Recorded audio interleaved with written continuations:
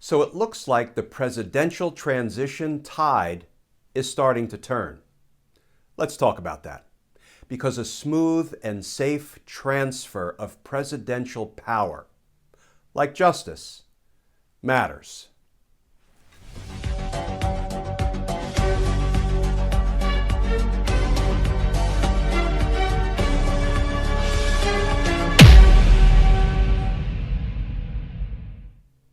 Hey all, Glenn Kirshner here.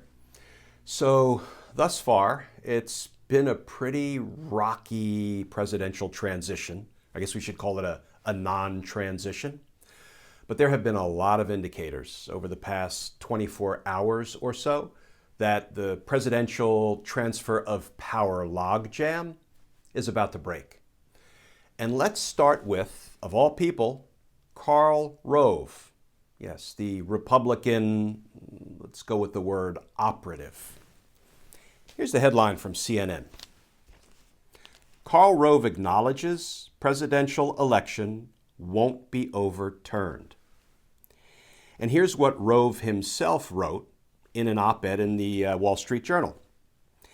Any challenges by Trump are unlikely to move a single state from Mr. Biden's column, and certainly they're not enough to change the final outcome. That prompted the Wall Street Journal to write its own headline, quote, "This election result won't be overturned." And here's how the Washington Post characterized what Karl Rove has now been saying, quote, "Karl Rove was a warrior in the GOP's voter fraud crusades. Even he says it's over for Trump." Okay, so that's Karl Rove and the Wall Street Journal and the Washington Post. What are the Republican politicians saying? Well, Senator Lankford, Senator Grassley, Governor DeWine from Ohio are all now saying in one form or another, Biden won, Trump lost, it's over. In fact, here's a headline from Slate regarding Senator Lankford.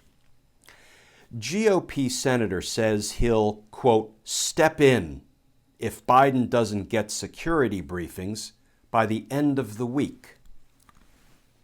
Oh, brave Senator Lankford. He's going to step in and make sure Biden starts getting security briefings, make sure that this transition moves forward.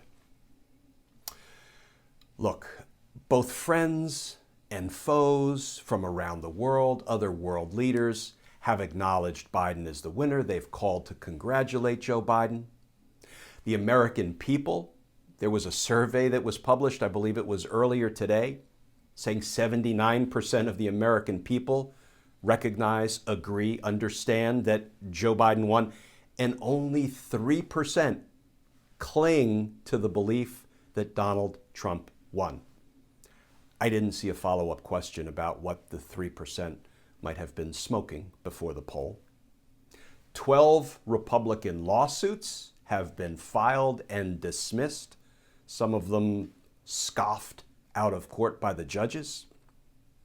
And even Donald Trump has been acknowledging to some of his associates that he knows he lost.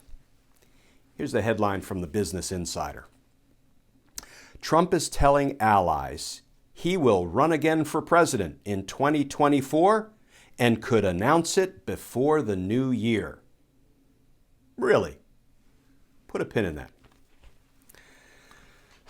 We also got a glimpse, courtesy of NBC News reporter Peter Alexander, into what Trump's thinking is about this sort of dangerous game of denial that he continues to play. Here's what we learned from Peter Alexander. Trump is, quote, and these are words that are being attributed to Trump by people from inside the White House that are talking to Peter Alexander. Trump is, quote, very aware there is not a path to victory, but he believes that the 72 million who voted for him, quote, deserve a fight. So he's battling as a form of, quote, theater for them, for his supporters, a top White House aide tells Peter Alexander. So he knows he lost, but he is battling. He's engaged in this dangerous game of denial as a form of theater for his supporters. Because that's what a responsible president of the United States does. So I love the fact that Donald Trump, as another indication that he knows he's lost, is talking about how now I'm going to run in 2024 because fair is fair. He can serve 2 terms as president and they don't have to be consecutive terms. But Donald Trump is saying he's going to run for president in 2024 like justice isn't coming for Donald Trump. Justice is coming for Donald Trump, and he's not alone. But for right now, justice is coming for Donald Trump. And justice matters. It matters. Folks, as always, please stay safe. Please stay tuned in. And I look forward to talking with you all again tomorrow. And as always, folks, thank you for watching these videos on YouTube. You can go ahead and hit the subscribe button if you haven't already. You can also find me on Twitter at GlennKirshner2, where I am trying to answer legal questions all day and night.